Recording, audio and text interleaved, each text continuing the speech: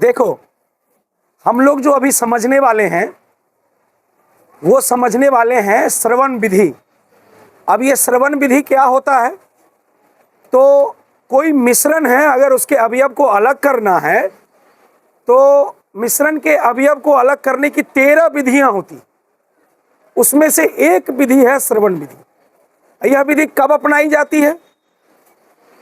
तो यह विधि तब अपनाई जाती है या तो दो द्रव्य मिश्रण है, माने ऐसा मिश्रण है जिसके अवयव द्रव ही हैं और दोनों का जो है सो क्वथनांक अलग अलग है, तब भी हम ये श्रवण विधि का इस्तेमाल उस दोनों अवयव को अलग करने के लिए कर सकते हैं।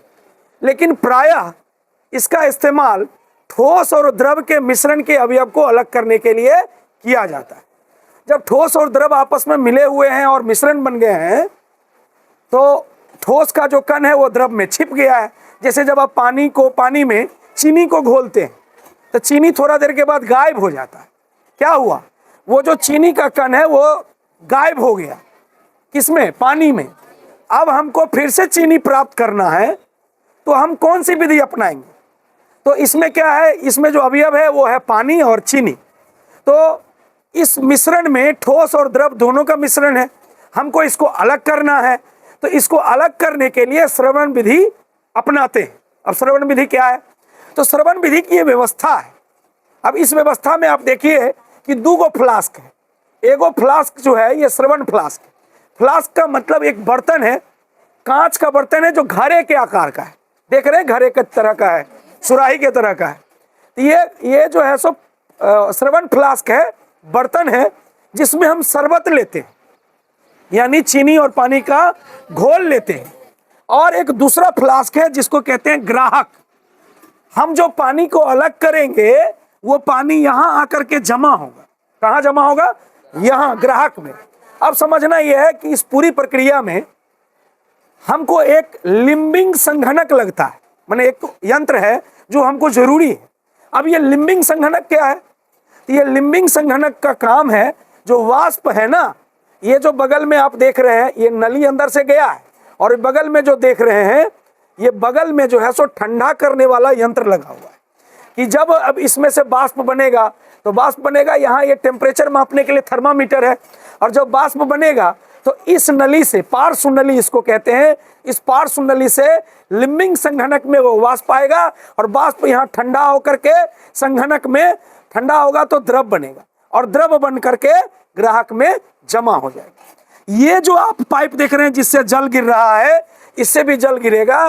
वो जो संघनक के अंदर जो ठंडा बन रहा है उससे भी आइस, माने उससे भी ठंडा जल बनेगा। वो जल, इस संघनक वाला जल गिर रहा है, ना कि ये शरबत वाला जल गिर रहा है।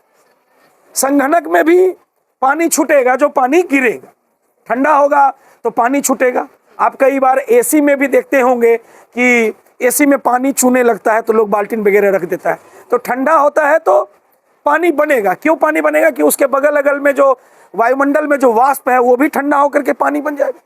तो इस तरह से ये दोनों जल नीचे गिरेगा। हम इसको फिर से समझते हैं। ये क्या है? स्टोव है। हम इसमें शरबत लेते हैं।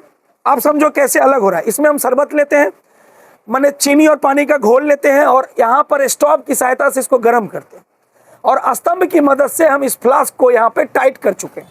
और जब हम इसको गर्म करते हैं तो गर्म होकर के ये वाष्प बनता है और पार्श्व नली से लिम्बिंग संघनक में आता है, और वाष्प ठंडा होकर के फिर ग्राहक में वो वाष्प जल बन करके गिरने लगता है। जब पूरी तरह से सारा वाष्प इस ग्राहक में आ जाता है तो इधर अवशेष के रूप में चीनी बचता है। तो ये पूरी तरह से चीनी है और ये पूरी तरह से जल है। जब आप इसको पिएंगे तो इसमें मिठास नहीं होगा, ये शुद्ध पानी हो गया, इसमें मिठास नहीं होगा, यानी चीनी अलग हो गया और पानी अलग हो गया।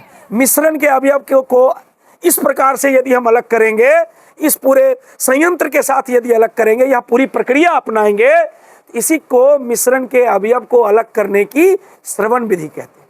हम आशा करते हैं कि आप लोग जरूर समझे होंगे। समझे हैं कि नहीं समझे? मजा आया पढ़ के? चलिए, थैंक यू।